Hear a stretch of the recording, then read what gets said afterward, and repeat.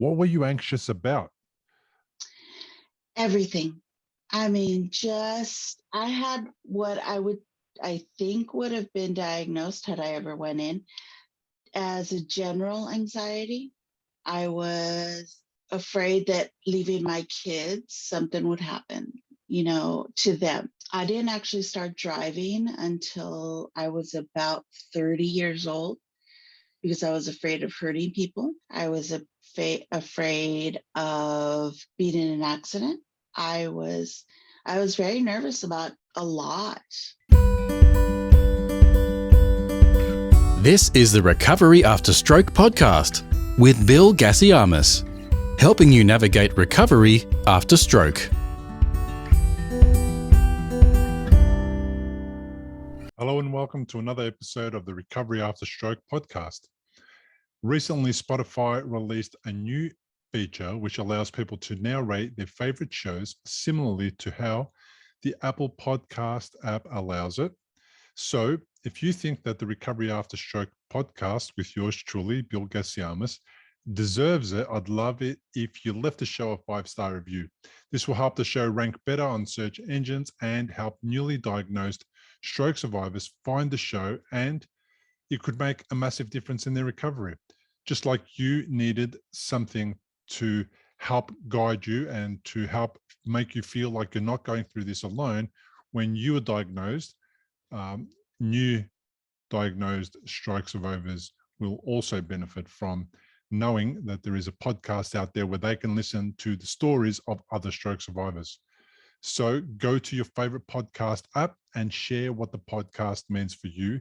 I would really appreciate it. And new stroke survivors finding the podcast will really appreciate it. Now, this is episode 184, and my guest today is Torres, who experienced a sub-thalamic hemorrhagic stroke at age 47, which had the positive side effect of curing her debilitating anxiety that she lived with most of her life. Marley Torres, welcome to the podcast. Thank you. Thank you for having me. Yeah, no, you're welcome. Thank you for being here. Tell me a little bit about what happened to you. Well, December of 2020, it was actually November 30th, like the last day of November. After a great Thanksgiving, we had went out of town to Northern California, which is beautiful, all woods and completely full of nature. Came home. I had been having headaches for quite a while, not realizing. And so November 30th, I was getting my husband ready for work. He's a nursing assistant, and at the time he was working nights. So getting him ready, helping him get ready for work, and first day back to work after vacation. And so I sent him off, got ready for bed, and I fell. And I remember, not that we have a giant house, we have quite a small house, but I remember falling in the doorway between my kitchen and living room. And thankfully, my younger son was home and heard me fall. I had fallen actually by the couch, which is probably 20 feet behind me. And I remember telling myself I was having a stroke because I knew from reading, I'm an avid reader, I knew the signs of stroke. There was no reason I should have fallen where I did, how I did. But my husband told me that he's the one that told me I was having a stroke. So who knows? Memories are always weird when it comes especially to when strokes. you're having a stroke. Yeah. So I don't remember being afraid at all. I don't remember my husband actually being there. my son had called my husband back from work because he only worked probably 10, maybe 15 minutes away from us. So very close. So he was at work already signing in, getting his patients ready. And he said, I gotta go. My wife's in trouble. I gotta go. So he came home, and by then the ambulance and everybody, all the medical was here. And so, yeah, they came in, and I was on the floor, and I had a hemorrhagic stroke.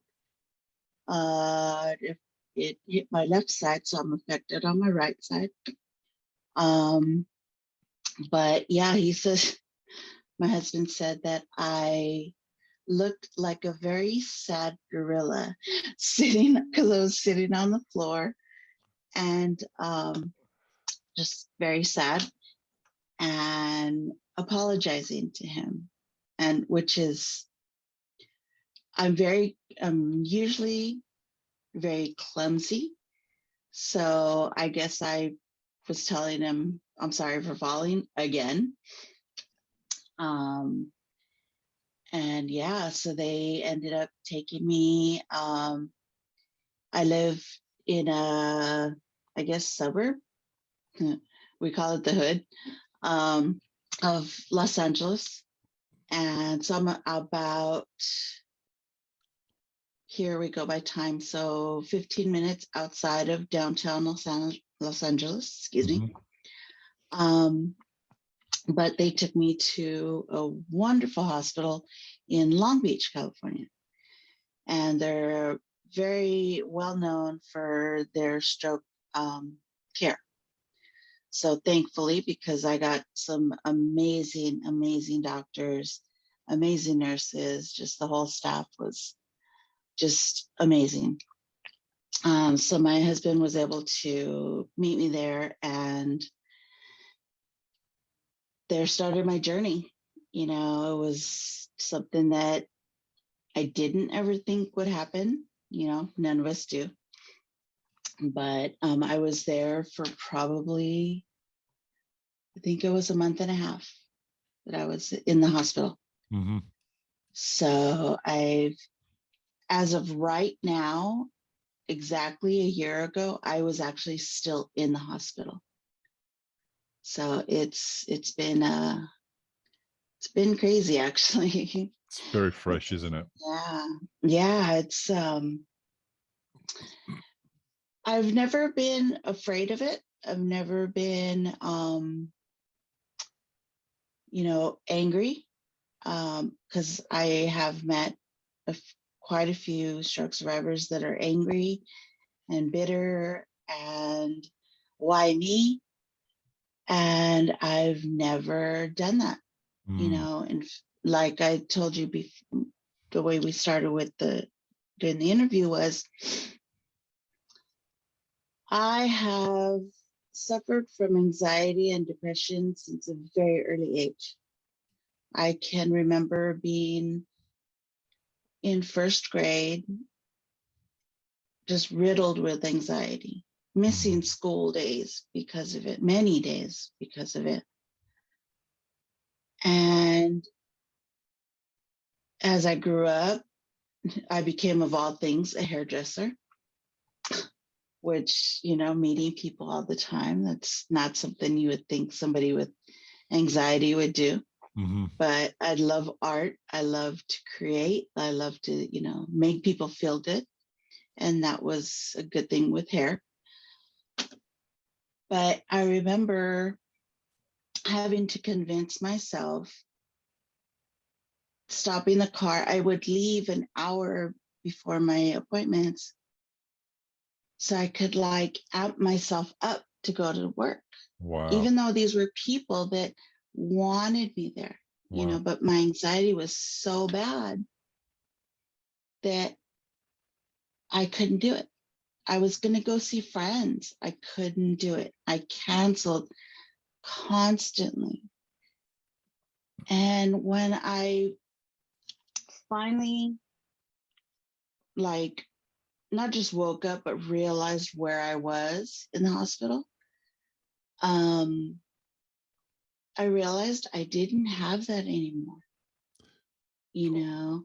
That's very cool. Before you go into that part of it, because that's a Yes. lot, everyone's going to be interested to hear about that. But what were you anxious about? Everything. I mean, I had what I think would have been diagnosed had I ever went in as a general anxiety. I was afraid that leaving my kids, something would happen, to them. I didn't actually start driving until I was about 30 years old because I was afraid of hurting people. I was afraid of being in an accident. I was very nervous about a lot. I mean, just So it's I've always, fear yeah, it based. It's was. fear based. It sounds I like, think so. I think so. But even with people, yeah. even with situations, it was just a general anxiety, and it was very debilitating, I guess you could say, because Mm. it would stop me. There was times that I would cancel appointments because I couldn't make it to work because I was shaking in my car. Just I had to stop my car and I'd have to come home because I'd be just so nervous about everything, And these, like I said before, these are people that I knew that were there because they liked my work.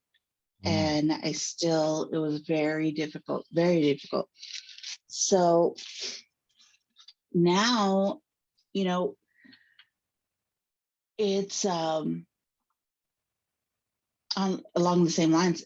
Even going out with friends, people I had known, for 20 years, it was very difficult for me.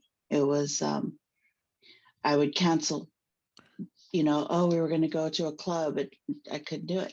Why couldn't you do that? Because the club sounds like it was fun. You couldn't hurt Yeah. somebody at a club, could you? What was No, the issue I with the club? just would get so anxious and so nervous. Just I can't even explain it. It would be just I would be shaking. Mm. And I unfortunately, because of all my anxiety, in my teens, I dealt with it with alcohol. I had a big problem with alcohol. That I actually quit drinking before our legal age of drinking, so I was already, yeah, I was already, so, then unfortunately I started doing drugs, and it was all to cope and get rid of that part of myself because it was such a difficult part. I couldn't function. I wasn't functioning at all. So I Did should it have went help? to the doctor. Yeah. Yeah. Did it help at all? Was it helping? Were the drugs achieving what you intended, or was that That was not? my problem. They did. They Ah. did. So it was, that's how I kind of justified it. Mm. Okay, well, I'm okay. I can go, and I would talk to people, and I wasn't myself. But they were hurting me physically, hurting me mentally, emotionally, so it wasn't a good thing. Yeah. So thankfully I stopped. Because yeah, I would look in the mirror and I didn't recognize myself, you know. Um So I didn't want that anymore. So when I met my husband, I completely quit. I quit it all. But So you still had the anxiety. I did, but once I met him, um, people talk about like the whole soulmate thing, and he really was my other half. He became that what I could depend on, and he took that place. He helped me a lot, and actually, he helped me to get back in the world to experience other stuff.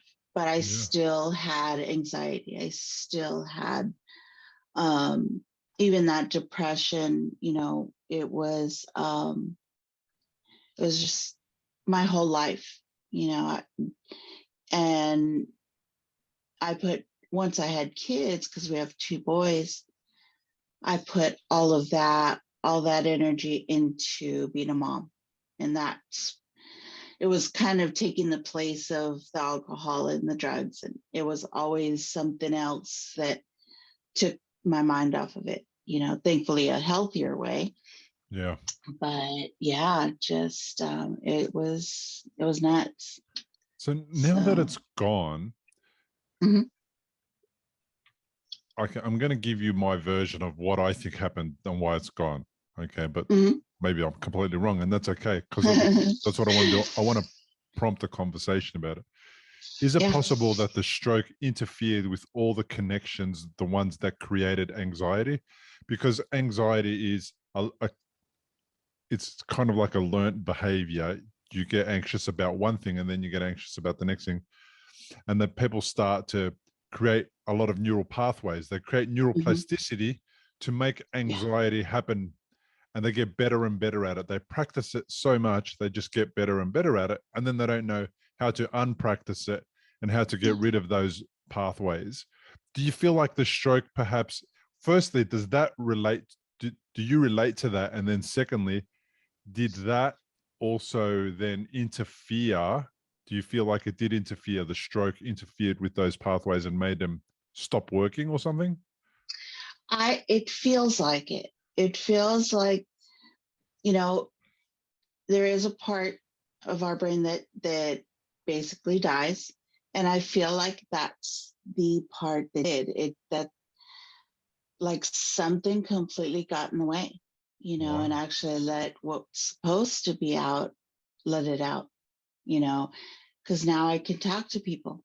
I would never have done this interview before, ever, like I'm a naturally shy person, but shyness is completely different than anxiety, Mhm. because shy is just being, a little hesitant here and there. But anxiety is very it's difficult.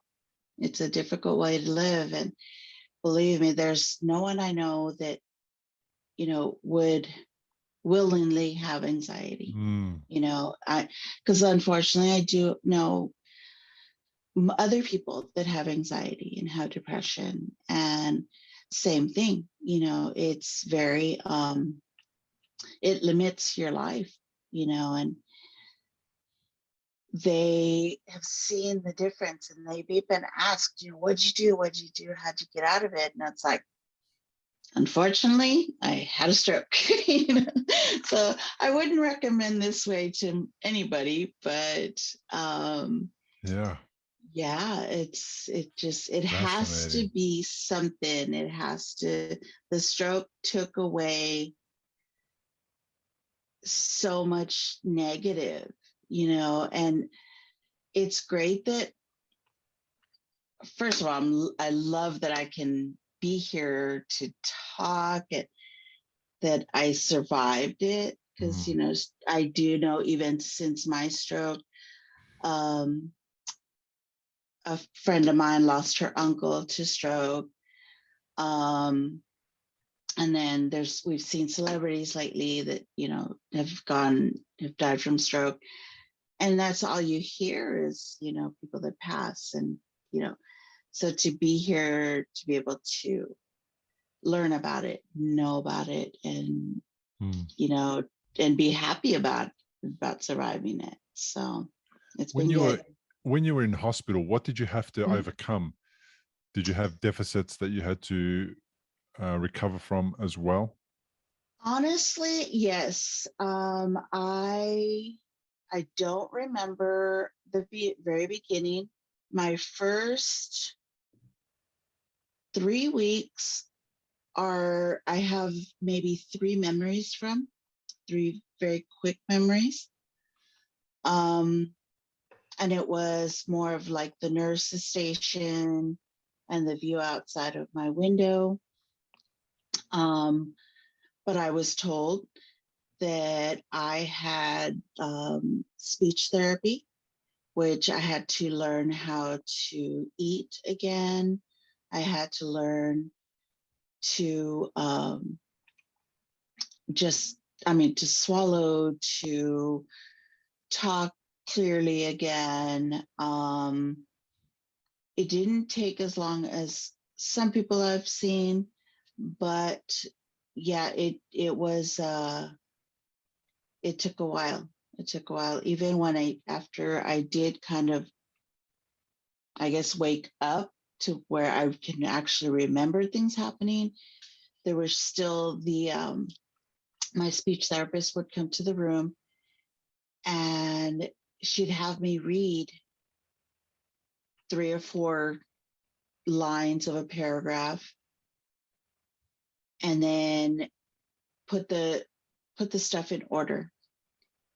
And one of my first memories in there was just being so sad that it was taking me so long, because I'm an avid reader. I love to read. I mean, I've read Lord of the Rings 3 times, and even once is difficult. I'm on my 13th time of reading the Harry Potter series. I joke with friends that I've donated more books than most people have read. So for me not to be able to read a few lines and put it together was scary. It was really scary that I wouldn't get that back. But thankfully, since I've been home, I've read, I think it's 6 full books. And that, for me, that's a slow year. Right. So, wow. Yeah. So it's only been 12 months. Mm-hmm. Did it affect did you have any of those moments? I know you said you didn't go to the why me, but did you have any of those moments where you considered all of the negative side? I might not be here. This might mean this and this might. Did you go there at all? I did, because I think that to not think about it, you can't appreciate what you do have and what you've come back from. And I do that quite a bit, actually. I read a lot of stories. I listen to a lot of stories. I listen to all the podcasts. And actually, yours was the first podcast that I could actually listen to. I was never able to listen to them before. I never enjoyed them before. And then I found yours and I was hooked, believe me. So, so then that led me to a few others. And so, yeah, I reflect constantly, because I'd like to remind myself where I could have been, where I have been, and where I am. Yeah. And it's because I kind of tend to forget, because I have memory issues too, but I kind of take life for granted no matter what, so I like to remind myself that, I almost wasn't here anymore. I came very close to not being here anymore. So Hmm. It It's very human to take things for granted, and it's fair enough. oh You yeah, don't always have oh to yeah, think about the possibility that stuff's going to go bad, but a reminder every once in a while, that's okay. I think that just yeah, lets you appreciate things that are amazing, that are happening around us that we can't see otherwise. I mean, of course. I was like you. I didn't really go to uh, the negative side of it too much, but I did become Mhm. aware that I'm going to die one day, and that Yeah, was the first time that it happened. So it was like, oh, okay, right. so I did what I had to do to make things right by the people Mhm. that I needed to make things right by, and to adjust my behavior and to be a better version of myself and to apologize and to do all those things. So it was helpful like that, because then I Yeah, realized that if I don't do those things and I'm not around anymore, then I won't be able to do them. And that's no good. I have to do those yeah, things. And it kind of made me exactly. speed up my idea of when I should do those things or when I should take responsibility for those things. And that's Yeah, yeah. kind of how I went about it. So now that anxiety has gone from your life, Mhm. how has life changed? What is different about life? I I get out more. I get out more. I see more people. Because I've always loved being at concerts and little shows, and music is big in our family. And my husband's a musician on the side, and a lot of our friends are musicians. And yeah, it's kind of funny because we live in LA, so all these musicians, right? But we have a lot of people that would play music. And a big thing for me and my husband is going to shows. And it used to be that I made excuses not to go to these small shows and, be in like around people. And now it's like, let's go, let's go, let's go. I can't wait to go to shows and to practices and meet new people. And, I'm meeting people we're both meeting people that have been in the music business for a very long time. I met one of my favorite drummers through my husband. You know, my absolute favorite band is Jane's Addiction. And I met the drummer, and I'm just like, what? My husband takes pictures because he's also a photographer. And it's, you know, one of my husband's best friends now is the bassist for a band called Fishbone that's been around forever. And so we sit and we'll talk to these people. And before, there's no way I would have been just like, all right, I'll be in the car, I'll be over there, I'll be, in the corner, I'll be out of the way. Wow. And now it's like I actually get in these conversations, and people will ask, there's these people that have been around the world 20 times, 30 times, and performed in front of thousands, hundreds of thousands of people. And I finally can see them for who they are. And that's regular people who are making music. Mm-hmm. And I have no, like, he'll ask me, hey, you want to go meet this and this? And of course, let's go. And before, there was no way. There was like, I'd make an excuse. Oh, I'm not feeling good today. You go ahead. Go ahead. I'll be over here.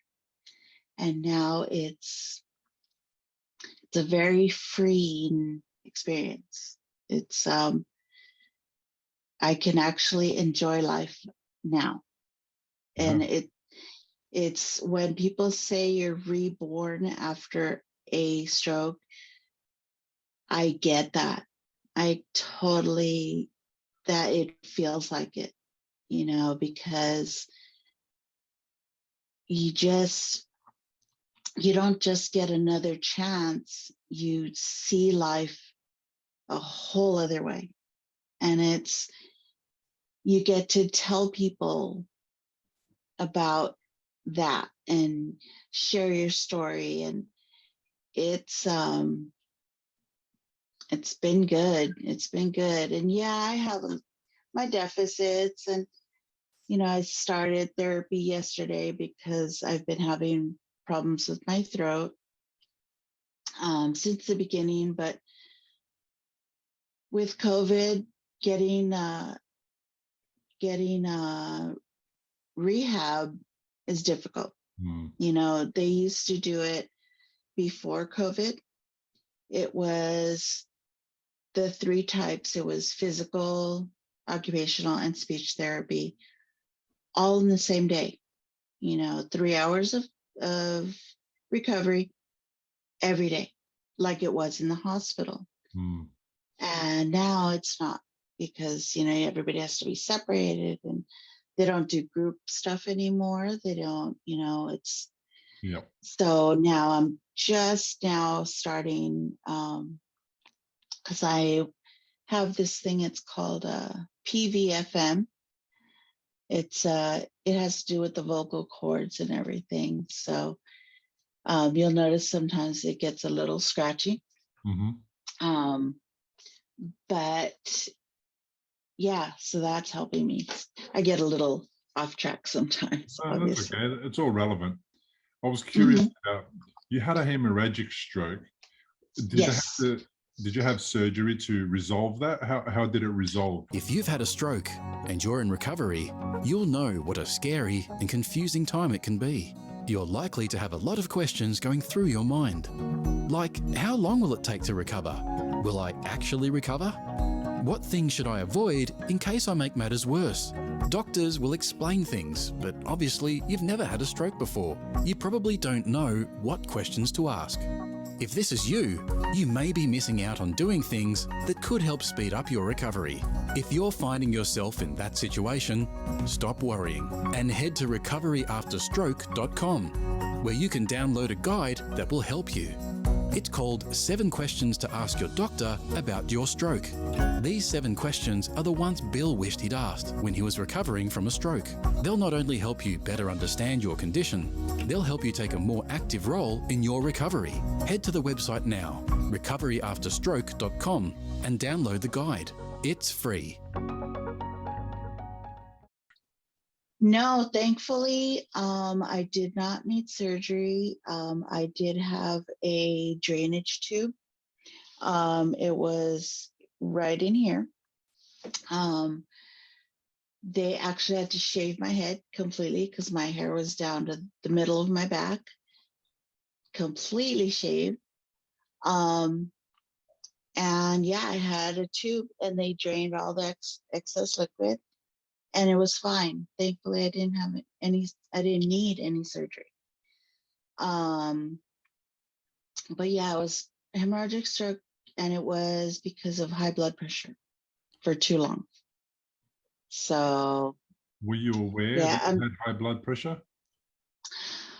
I wasn't really aware because our healthcare system is horrible. So getting healthcare wasn't, easy in our situation. And so I wasn't always at the doctor. I just, few Motrin here and there, and headaches would go away, not realizing it was my blood pressure causing it. At the time, I was even thinking of going in for possibly like migraine, like asking a doctor about migraines. And so had I maybe been going to the doctor for blood pressure or to check and to be checked out, maybe they would have diagnosed it earlier. But no, it took having to go in for a stroke, So was it maybe your anxiety stopping you from going and getting help? Yeah, I think a little bit of the anxiety, the because I had anxiety and depression, and it was, take care of my kids first, take care of everybody before myself. I had the whole mom syndrome, it's the everybody else comes first. I'll take a few pills and I'm good. Keep going, just keep going. And being Hispanic, it's yeah, here, just it really is. It really is. I remember listening to when you talked to you interviewed Joe Borges. Yeah. And he said the same thing. And I so like I totally get that. I totally get it because it's true. It's the, our our cultural joke is when you're sick, it's caldo de pollo, which is chicken soup, Mm-hmm. Vicks Vapor Rub, 7-Up. It's and like our blanket, and there's a certain blanket that we have that has like animals on it and stuff, and everything will go away.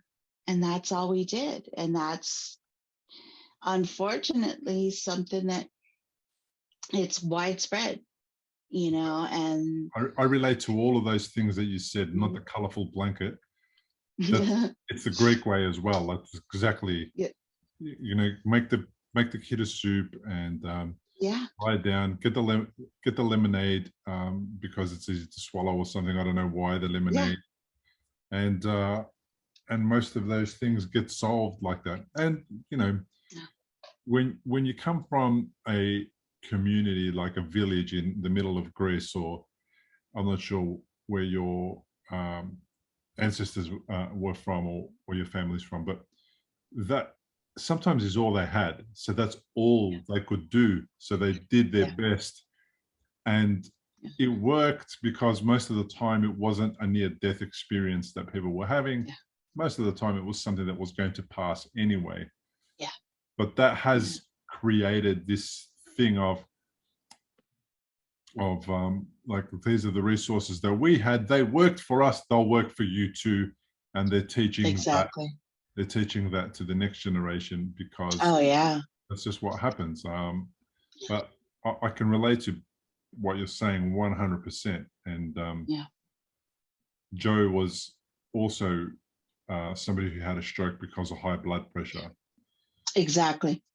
And he was also, I think, not diagnosed, or wasn't aware of it or something like that. So yeah, because like he even said, the reason I like so identified with him is because he would just push it back, take some Motrin, some aspirin, something, and get on with life.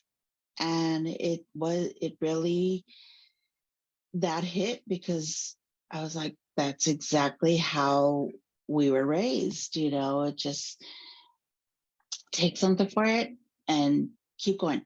Just, put it in the back of your head and keep going. Yeah, Joe was and it's 98 on my podcast, I think he was, and it was quite a while ago, but it's available for anybody listening who might want to have a listen to that episode. Just go to recoveryafterstroke.com/episodes and scroll down the list, and you'll find the episode that has his name on it, how high blood pressure resulted in stroke. And yeah, I know what you're saying. So but also I feel like a lot of it's got to do with, it's not going to happen to me, it's not going to happen to me routine, it's nothing serious that's happening to me. I can just take minor steps or minor action. But how can you know? I mean, most of the things that we go through are minor, so it's logical to relate this next thing that's happening as also being minor, rather than always thinking about the possibility that it's, every one of them is going to be a near-death experience. And we can't go down that path either. And I I should have been more concerned with my health because, I had, when I was 19, I had my gallbladder removed, emergency surgery, because it had gotten so inflamed. Then when I was almost 30, my, wait, let me see. No, I was 32, and I had my second son, emergency C-section, because he was 2 months early. And not that you could tell anymore, boy's bigger than I am. He's tall and thriving, thankfully. So you would think that I would like want to be at the doctor's and take care of everything, and it just still had the mom complex, the just, I got to take care of everybody but myself. I'm okay, I'm good, So it was never the, they tell you in a plane crash that put your air first and then your kids. My first thought was always my kids, always my family, always my mom and my dad. And, I lost my father 6.5 years ago to cancer, lung cancer. And I was his main caregiver. I took him to his doctor's appointments, saw all his scans, all the, everything, helped him with his paperwork, helped him with everything. And so again, I was his caregiver. Then once he passed, I became my mother's caregiver. My mom is now going through dementia, and me and my husband are her caregivers.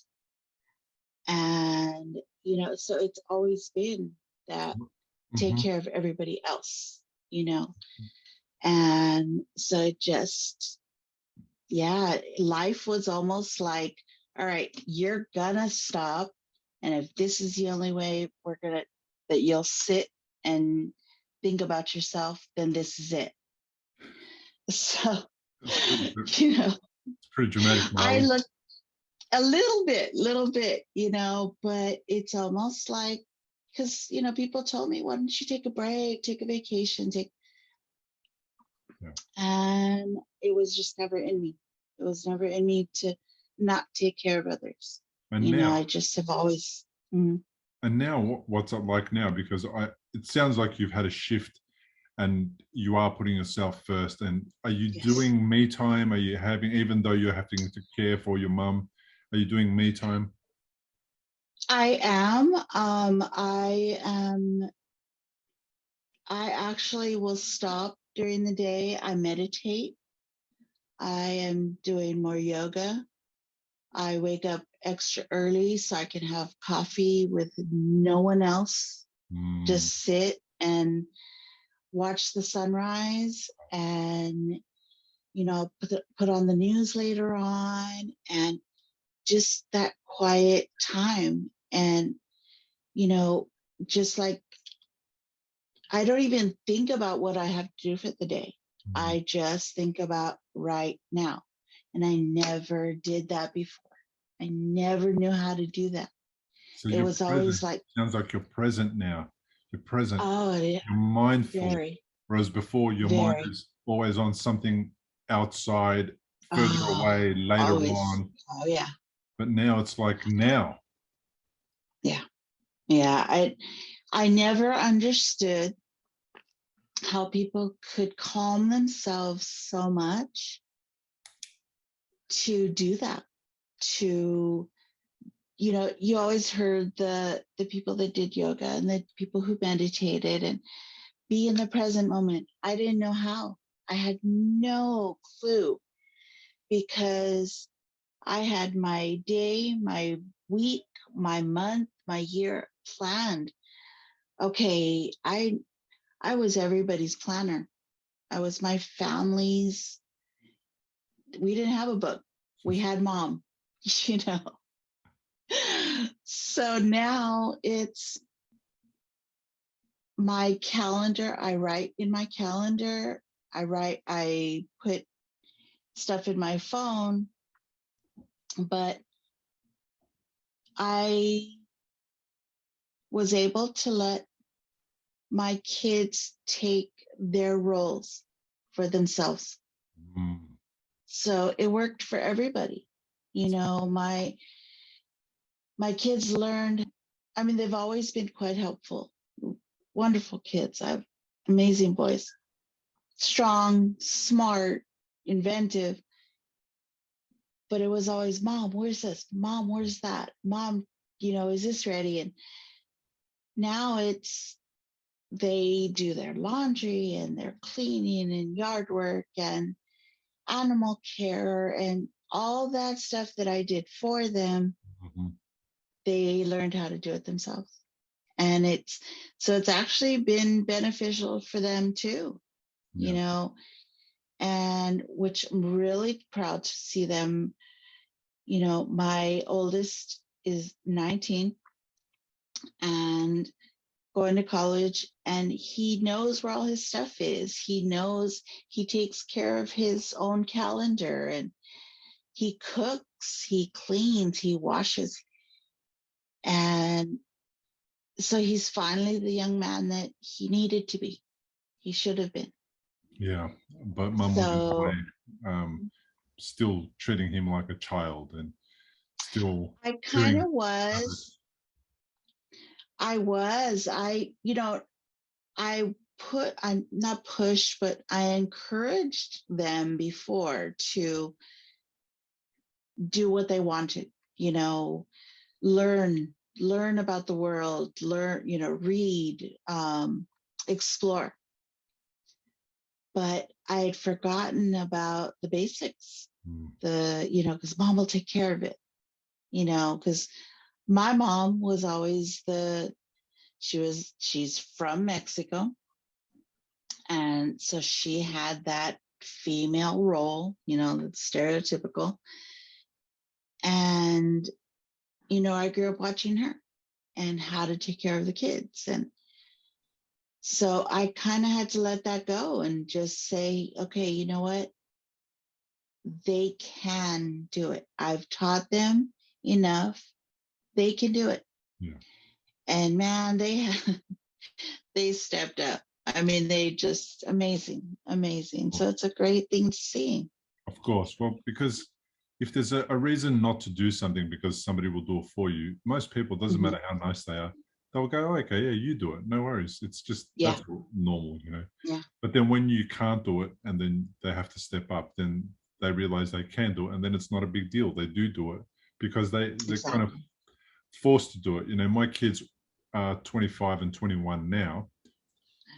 But I got to that point where I also realized that, hey, you guys are leaving your laundry downstairs and you're asking us to do it, well, mostly my wife, and then when it's not done, you're wondering where your clothes are and how am I going to get dressed and all that kind of stuff. It's like, I don't know. I don't know what your plans are for where you're going to go on the weekend. If you know what your plans are, why don't you prepare for that and don't expect somebody else to prepare for you? But see, we got caught up in that because we just continued our behavior from when they were kids and they were little and they couldn't do their washing. And it's like, oh, hang on a sec. We've been doing this for too long now. It's got to stop. Now you have to start doing it on your own because I care for you when you're a child. Now you care for yourself. You got to jump out of the nest and go and do your thing. So it's funny how we get stuck in a routine and in a process and then it can be 20 years and still we're doing the same process and same routine. And what you do is, instead of realizing that you can let that routine go, you just add extra stuff to that routine and then you become the person who doesn't have me time. And your calendar should have days in there that say Marley Day.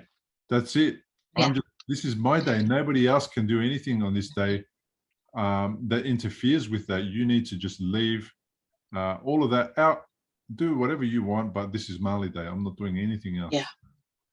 That's And I have more days like that. I make myself not schedule stuff, but I'll cook a meal just because I want to.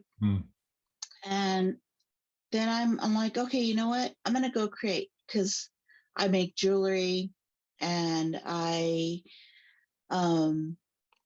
make a lot of stuff just because I like creating little things. And my jewelry, I do my hair. It's time for me to do the stuff I enjoy.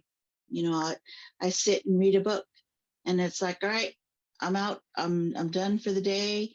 I'm reading, and they see a book in my hand, and they're just like, oh, it's mom's time, and I make my coffee, read my book or my articles or my podcasts, and I'm like, all right, putting my earbuds in. I'm done for the day, and sometimes it's all day. Sometimes it's after my daily walk. Sometimes, I've made time more often for me now. And I don't feel any guilt for it. I don't feel any like, oh, I can't, I'm not making time for anybody else. It doesn't bother me anymore. It really doesn't. And, I remind other people that it's okay. But then I hear myself, I'm like, all right, they did that for me for years too. So it's going to take a little more, because people would always tell me, why don't you take time for yourself? And I didn't know how. Yeah. But finally I do. Yeah. It takes practice like anything. And you have to have awareness about it. If you're not aware of it, it's not a fault of yours. It's just that you haven't gained awareness about it yet. And you haven't made time to gain awareness about it because you're too busy doing stuff for everybody, and you're too busy being the person to go to and the calendar person and the caregiver and all this stuff. And it's like, okay, all right, enough now.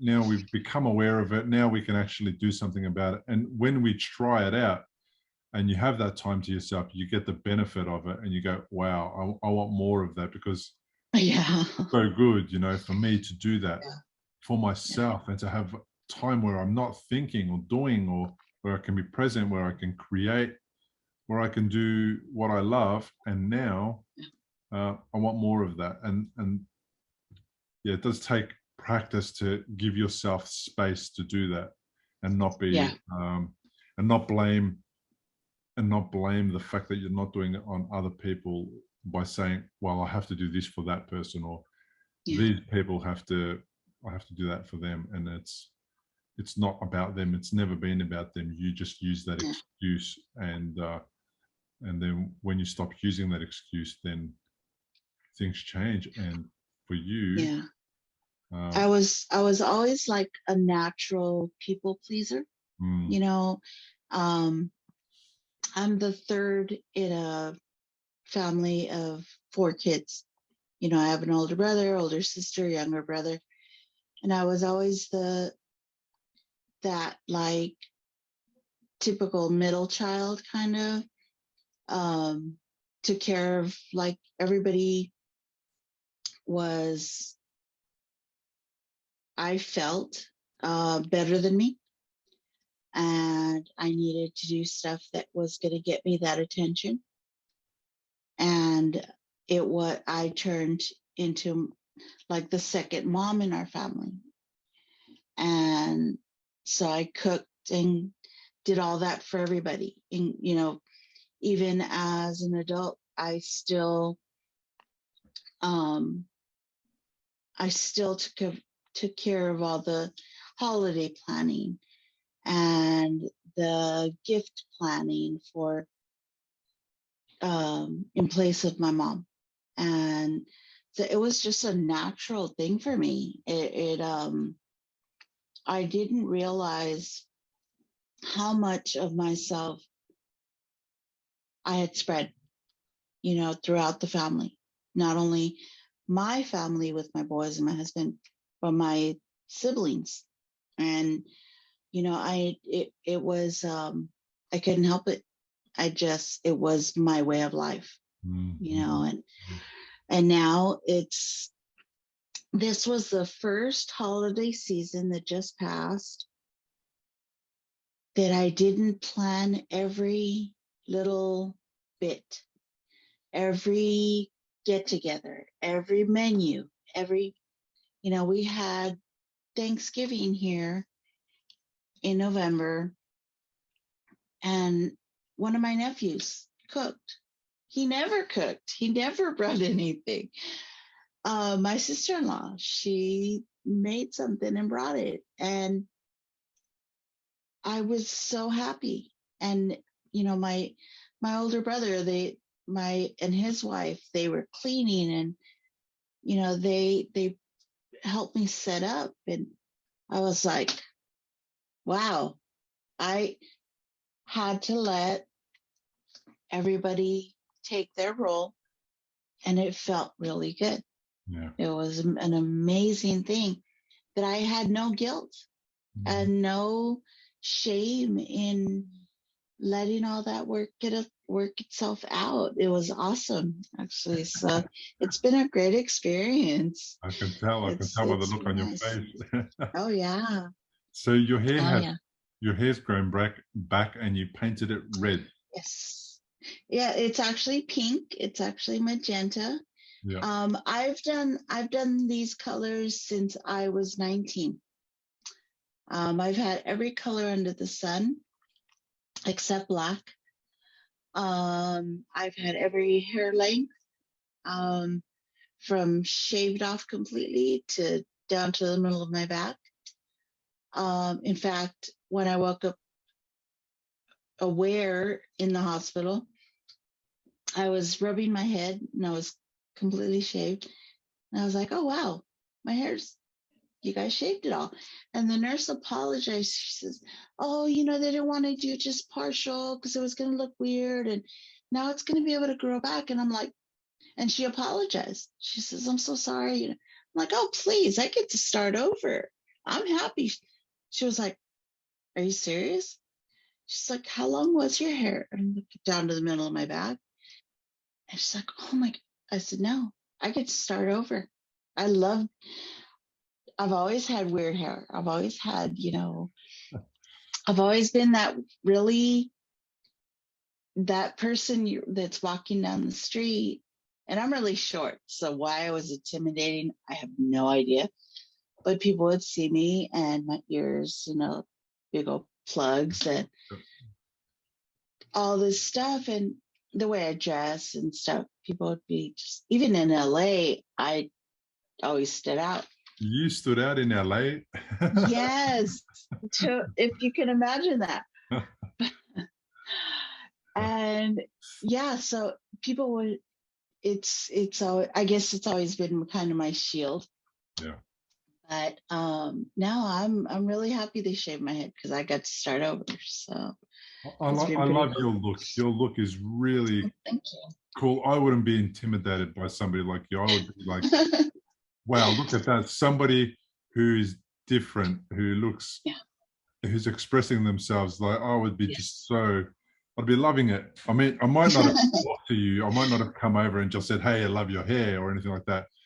But I wouldn't have been intimidated. I often don't get intimidated by the things that intimidate other people. And and I found it strange that people would get intimidated because they see tattoos or whatever, or a big guy or a muscly guy. And they have these ideas, one muscly guy with tattoos means a bikie or like, come on, man. Like, a little more, what's the word? Like a little more open-minded. I don't know. Maybe I wasn't always completely open-minded because I was taught to label people and to make them, that they fit this stereotypical look, but man, that's one of the things I love about a tattoo culture now, is there's so much tattoo culture now. People are wearing tattoos all over the world, all over the place. Oh yeah. And Oh, yeah. from any background, and from with muscles, without muscles, hair, without hair, and it doesn't matter. It doesn't make a Yeah. difference. And some of the sweetest people that I know are covered in tattoos. Right. And Yeah. back in the day, those people would be made to feel, I don't know what, like you would get intimidated by the sweetest person. Oh yeah. I mean, come on. It's crazy. It's funny because I kind of grew up around that, because my father, before I was born, he hung out with bikers. He built his own motorcycle, beautiful. But one too many accidents, and he was like, I'm done. I'm done with it.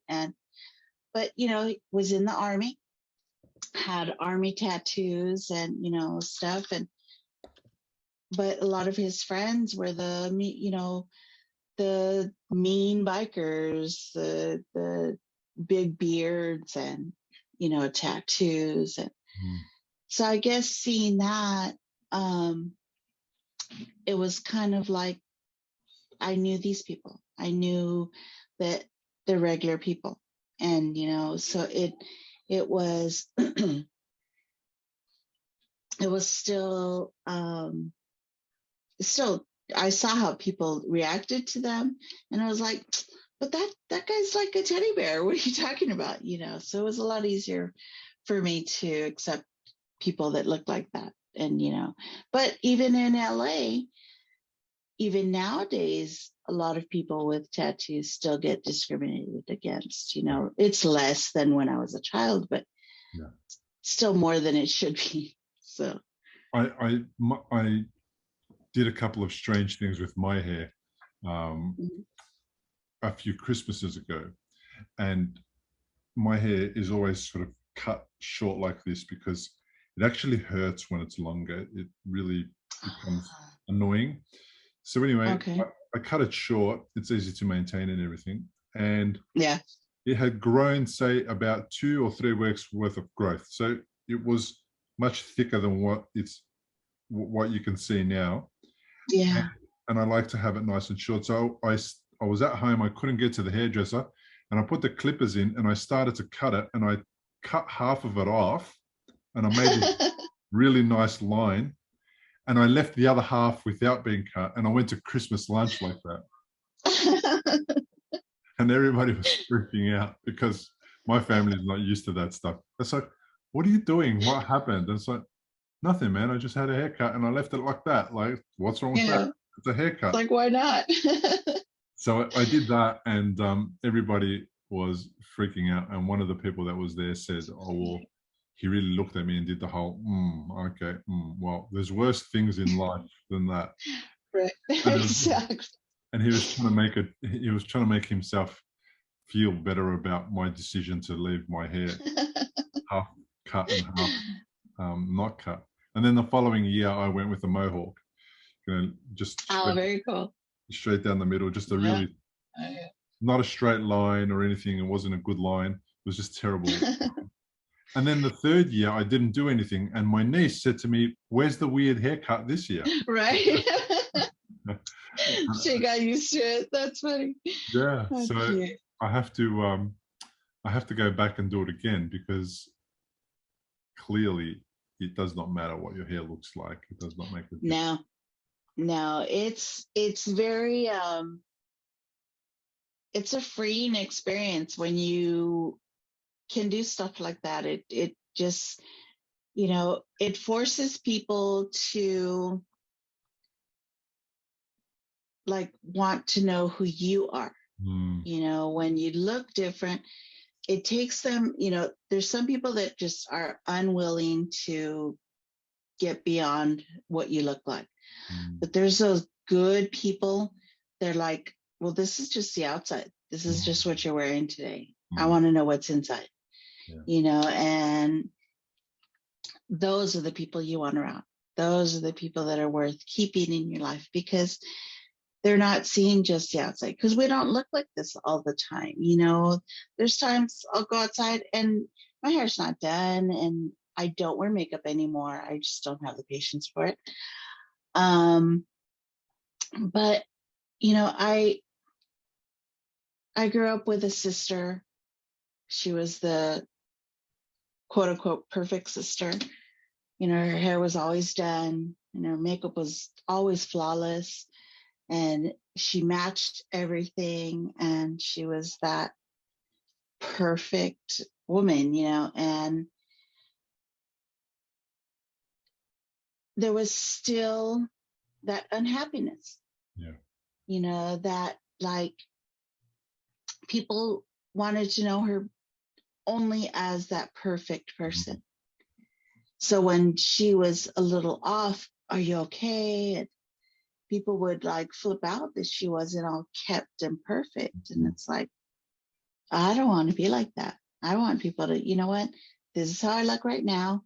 And in half an hour, I'll be, you know, my hair's going to be messy and I don't know. I'd rather be that way than have to keep up this thing. You know, so it would be really tough to be the person who feels like you have to always present yourself in the same way. I know women who, I don't know them, I know of women who would have their makeup on before their husband woke up, or yes, and it's like my grandmother's generation, that's what they did. Why? They woke up super early, and their husbands never ever saw them. They would go to bed with makeup on, get up when their husbands fell asleep, take it off, then get up before their husbands did, put it back on. And it's like, why? Wow. I don't get it. So I never wanted to be like that. I never felt comfortable around people that like that.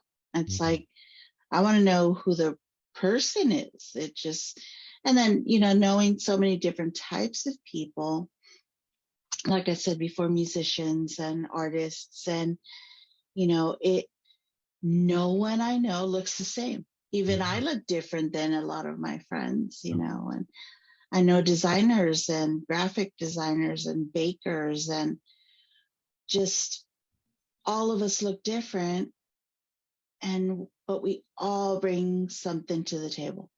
And it's when you hang out with people like that, it just makes it feel better, makes life better, you know. And it reminds our kids, because most of us have kids, it reminds our kids that as life goes on, as time goes on, people around us that we don't know are learning. You know, they see the confidence that a lot of us have. And like, even though I've dealt with anxiety for so long, the one thing I was never anxious about was what I was wearing, because it was mine. It was my armor, you know, against everything. It was going to keep the people that weren't supposed to be in my life away, you know. Yes. Yeah, right. I get it. Yeah. So it's it's actually one of the things that got my husband's attention when we first saw each other, and which our story is, we were very much meant to be together. We because we saw each other at a concert in LA one year, and we've been together 23 years now. And we saw each other at a concert. Well, he saw me because I used to have what I call a bull ring. So my septum was pierced, pretty large, and had more facial piercings, because you can see I have that done. Yeah. And I used to have one up and down. I had my eyebrows done. Yeah. And he passed, it was at a venue in LA. And it was a band that, for every woman that listened to him, 100 guys listened to them. So it was unusual to see a woman who was there to really enjoy the music. It wasn't when you where you went to go and find women, was it?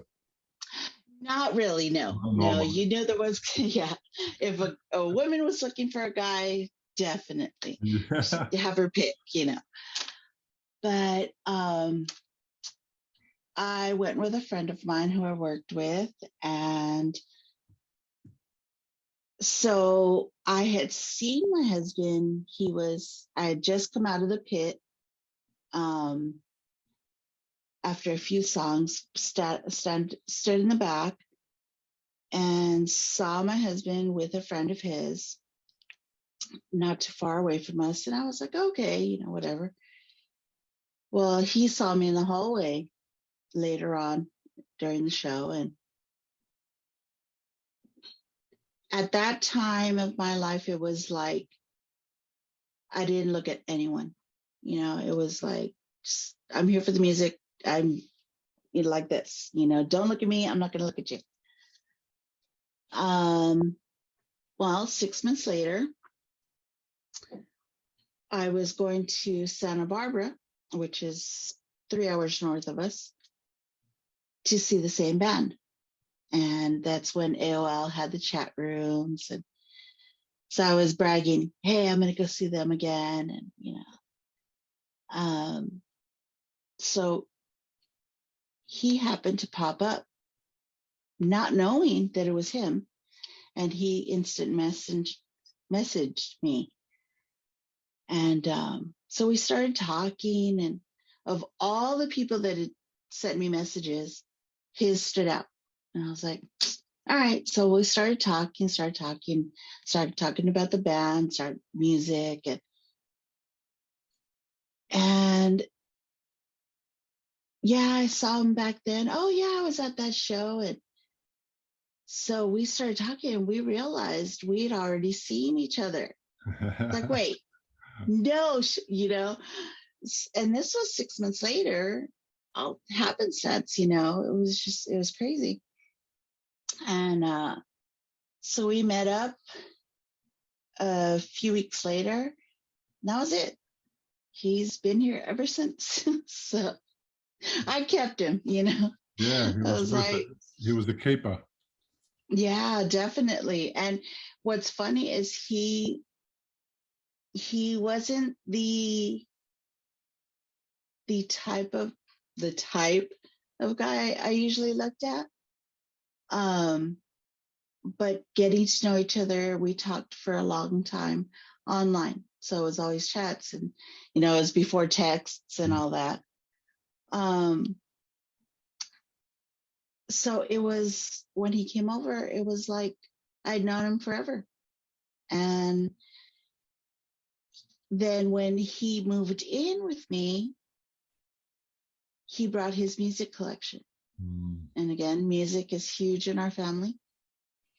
And it was seriously 95% the same as what I had already. So a lot of things. It was like, oh man, it was insane how much we had in common. And yeah, I mean, still, we enjoy just finding new music and new bands, and going and just, we'll go for drives. And in LA, we go along the beach, and it's all music. It's all just, okay, what are we putting on today? And so sounds like you appreciate it much more now. Much more. I mean, as much as I've always loved music, it's so different now. It's like I don't know.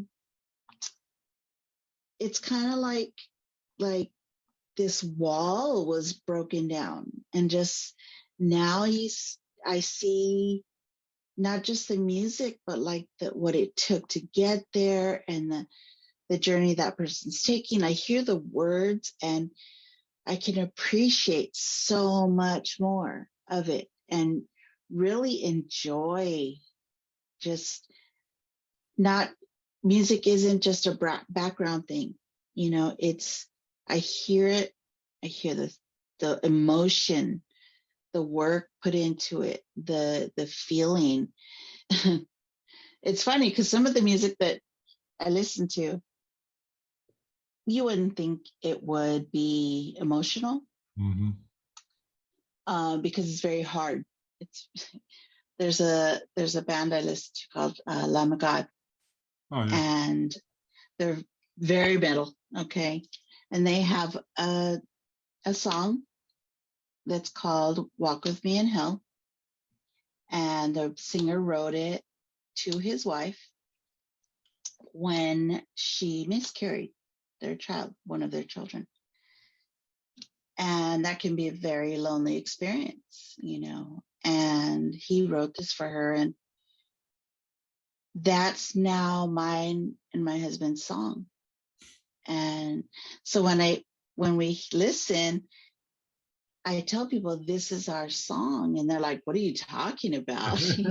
Like, no, you have to understand what is behind that.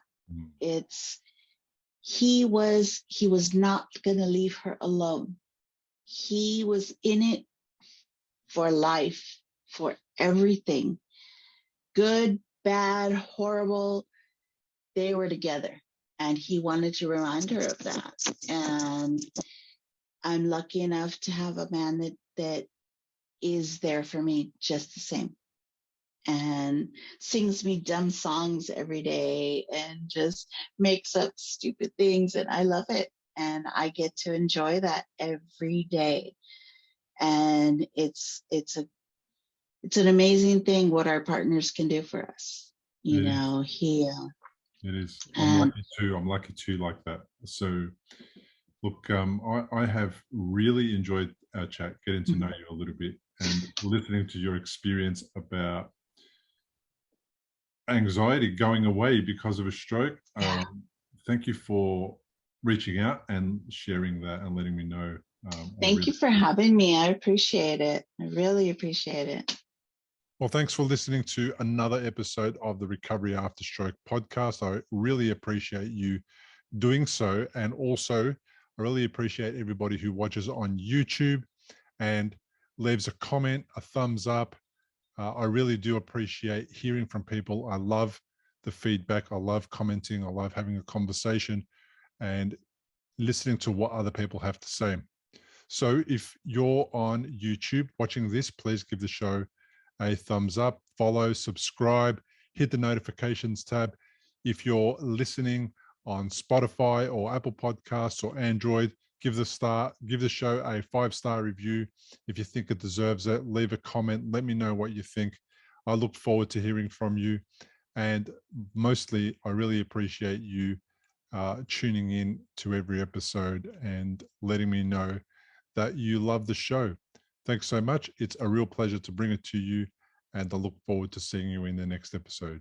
Importantly, we present many podcasts designed to give you an insight and understanding into the experiences of other individuals. Opinions and treatment protocols discussed during any podcast are the individual's own experience, and we do not necessarily share the same opinion, nor do we recommend any treatment protocol discussed. All content on this website and any linked blog, podcast, or video material controlled this website or content is created and produced for informational purposes only and is largely based on the personal experience of Bill Gassiamis. The content is intended to complement your medical treatment and support healing. It is not intended to be a substitute for professional medical advice and should not be relied on as health advice. The information is general and may not be suitable for your personal injuries, circumstances, or health objectives. Do not use our content as a standalone resource to diagnose, treat, cure, or prevent any disease for therapeutic purposes or as a substitute for the advice of a health professional. Never delay seeking advice or disregard the advice of a medical professional, your doctor, or your rehabilitation consultation program based on our content. If you have any questions or concerns about your health or medical condition, please seek guidance from a doctor or other medical professional. If you are experiencing a health emergency or think you might be, call 000 if in Australia, or your local emergency number immediately for emergency assistance, or go to the nearest hospital emergency department. Medical information changes constantly. While we aim to provide current, quality information in our content, we do not provide any guarantees and assume no legal liability or responsibility for the accuracy, currency, or completeness of the content. If you choose to rely on any information within our content, you do so solely at your own risk. We are careful with links we provide. However, third-party links from our website are followed at your own risk, and we are not responsible for any information you find there.